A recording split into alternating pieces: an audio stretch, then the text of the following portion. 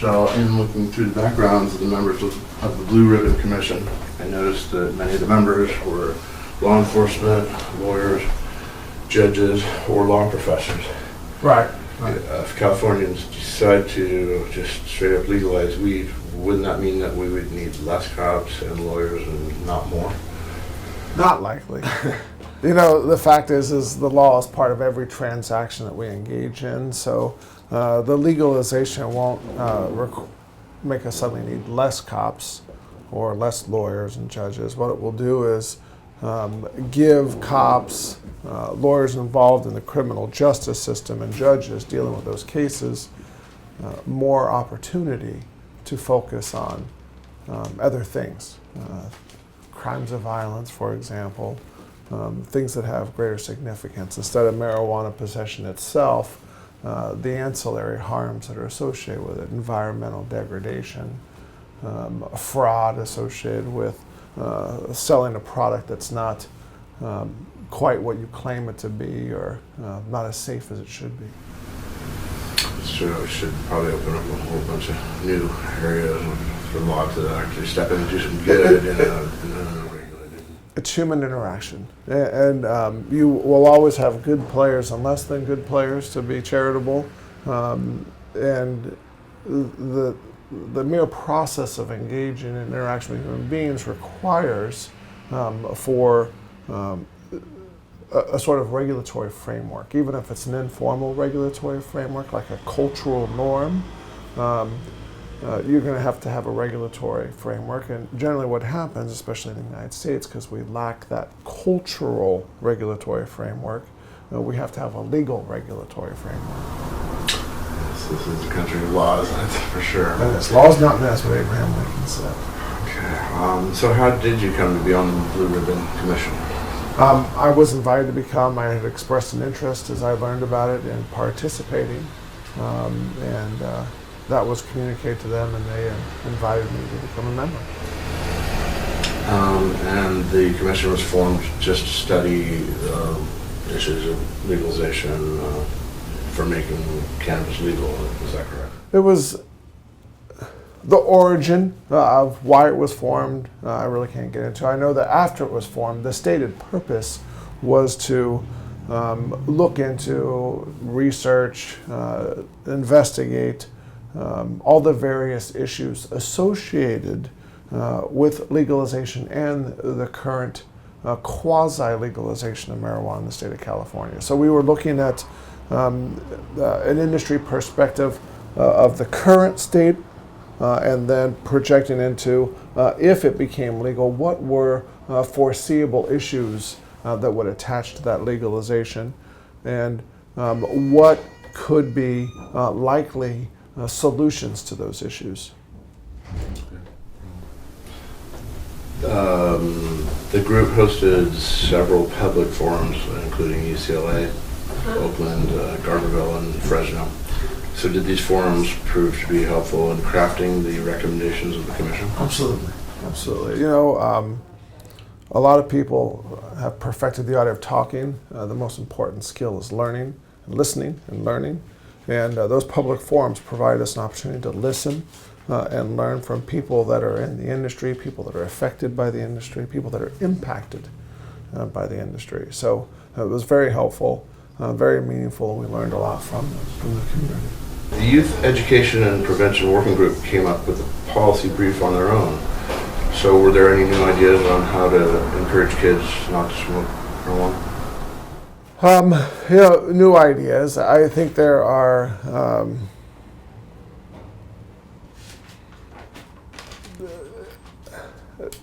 new ideas along the same line. At the end of the day, it's education and sort of enrolling or investing youth in their own rescue. And the best ways to do that is, I believe, time has shown time and time again, an education process. And the vehicles to do that, just like our entire education system constantly changes and learns, is what was discussed, how best to do it. We listened to educators, and we're going to continue to, because that's a continuum, like all things. but the core aspect of it remains the same, and that's let's reach out and educate these kids. We need to establish credibility with them. Without credibility, you can't teach them much because you've already lost their attention. And then educate them on alternatives and the downside to those sort of choices. As a society, we're learning more about our own goals and aspirations, but certainly the stick has a role to play to a certain degree, but the carrot does too, and giving freedom with the explanation that comes with the duty of responsibility is a key part of maturation, and giving our kids freedom is part of that. I grew up, in an age where most kids, certainly I was a free-range child. I made poor decisions and I made good ones. Things were different. Progressively, we've become more afraid and have worked to limit freedoms of our children in some way and expanded their freedoms in other ways. When I was a kid, I had a lot of freedoms in some ways, and it was a very more restricted cultural arena that I was growing up in. I grew up back east. Like, there was set behavior that was expected of my family, my community. Blue Ribbon panel on marijuana just came out with their findings a week ago, last July 22nd. So I was just curious, can you tell me where the term Blue Ribbon Commission comes from? No. Yeah, no. Just someone, people always have to come up with some name. That was the name they came up with, and I thought it might have more significance than that. But perhaps it does. I was just never informed of it. I wasn't part of that naming part of the commission. Came in later. So, the report is titled "The Pathways Report: Policy Options for Regulating Marijuana in California." Like I said, it was just released last week, and as I understand it, this report represents about 2 years worth of work by at least 24 very smart people. Since most people who will be watching this interview probably haven't had a chance to read the 93-page document, could you tell us about any significant findings in that report? I could talk about a lot. I think to summarize the essence of it is the current state of affairs with marijuana legalization or criminalization is accompanied with many social ills. There is environmental degradation, there's ready and easy access to marijuana with kids, there's lack of education and treatment resources available for those people that are engaged in it too heavily to be charitable once again. The list is, not endless, but certainly it's significant of ills that we have dealt with as a community. The legalization of marijuana is an option. It's an option that many states have pursued. The state of California engaged in partial legalization or quasi-legalization. There is a significant likelihood that the people of the state of California, through popular referendum, will legalize it. So the question is, will that come with all sorts of other issues, and what are those? The answer is yes.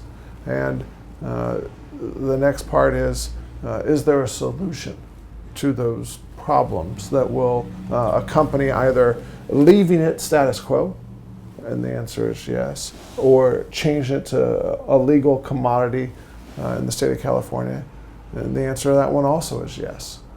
How are you going to do that? You do it through the regulation process, the legislation process, but there is no magic pill. We don't start off at perfect. We don't even start off at good.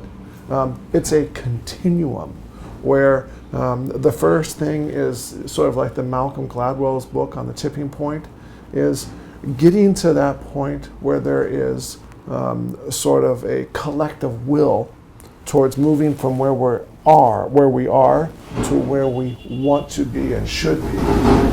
The report found that legalization will not really be an event that happens with one election. I'm just reading this directly off the report. Rather, it would be a process that unfolds over several years.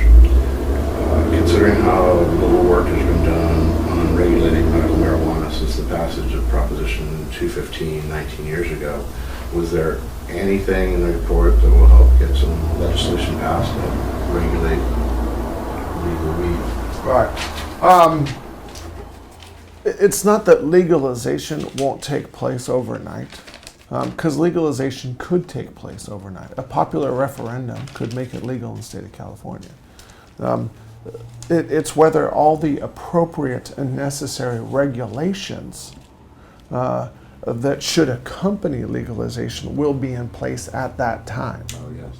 And that's unlikely because as with anything, there are both foreseen and unforeseen problems with the legalization. There are anticipated and unanticipated things that will come up. So just like every other aspect of life and American society, it's a continuum.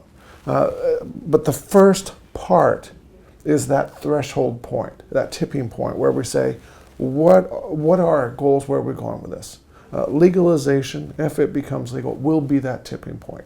At that point, I believe the problems that we've had with the inactivity, the failure to act on the part of our elected officials to address the issues associated with marijuana should be gone. They will be gone. That tipping point will have happened. So now it's not whether it's legal, it's not whether you like it, it's like, here are issues associated with it. Let's now get involved in the regulation of it to harm reduction, cost-benefit analysis that we do with everything else. Alcohol is a problem. It has all sorts of negative aspects associated with it. There are people that can drink responsibly, and there are people that cannot.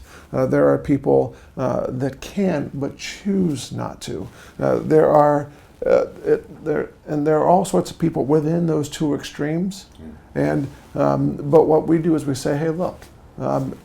It's available. We limit access to children. We regulate how it's made. We regulate potency or the alcohol level, so people, the consumer knows what they're getting. It's a consistent product. Those are the things that if marijuana becomes legalized, we're going to need to do. And if it becomes legalized, it will no longer have the fears associated with embracing the industry like many people are afraid of and alienating those people that are against it. It will be, the industry is here now. The cat is out of the bag. The bell has been rung. We're not going to unring that bell. Let's move forward and reduce the harms associated with it. Let's regulate it in an appropriate way so the consumer is safe, a safe workplace, meaningful, consistent access for those who want, need, desire, and the cost of doing business, if you will be borne by those people that are in the industry and the consumers through taxation, permits, and regulations. Yeah, in a lot of ways, it's just the right thing to do. And I don't really know the right answer. I have my opinions. My opinion is that it should be legalized, and primarily because I know what the criminalization has done.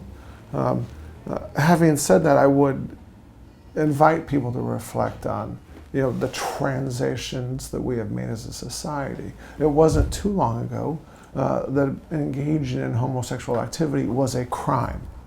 It's not too long ago that a marriage to someone outside your race was a crime. It wasn't too long ago, unfortunately, that the possession of a human being as property was lawful. So, there's always that process of changing from where you were to where you want to be and what you want your community to reflect. Individual freedoms with the attachment of responsibilities to me is an appropriate aspiration of American society. And responsible adult behavior that is responsible adult behavior to me is behavior that doesn't adversely impact the rights and freedoms of others. I think there's a legitimate question as to whether the state should regulate such activity. To me, reasonable people can differ, but I know that I feel that if I can regulate my conduct and in such a way that I'm not negatively impacting the lives and property of those around me, then the state shouldn't regulate my conduct because I'm doing a good job of it. To the extent that I can, then the state, the community, has a legitimate interest in regulating my conduct. But up until that moment, there may be an argument out there that would say that the state should allow people to engage in that conduct. That's responsible. A little bit of regulation is good. So what do you think about Assemblyman Tim Wood's Bill AB 243 that seeks to start permitting for growers to do medical marijuana? I think a lot of people would be happy to see something done to protect our rivers and forests here in Humboldt County and Dunedin. First of all, I applaud his courage. I think it's a step in the right direction. I think that having said all that, frankly, it's not that the marijuana industry is an unregulated industry. There are laws in place that address most of the issues associated with marijuana that just have not been attached to marijuana. So step in the right direction, but I would also let people know that the truth is there are all sorts of laws out there that apply to the cultivation and distribution of marijuana, the possession and the use, that just have not been applied to that industry because everyone has remained engaged in the discussion as to whether it should be legal or not, and discussing the, flotsam and jetsam, as opposed to saying, hey, let's focus on the people here and address these issues.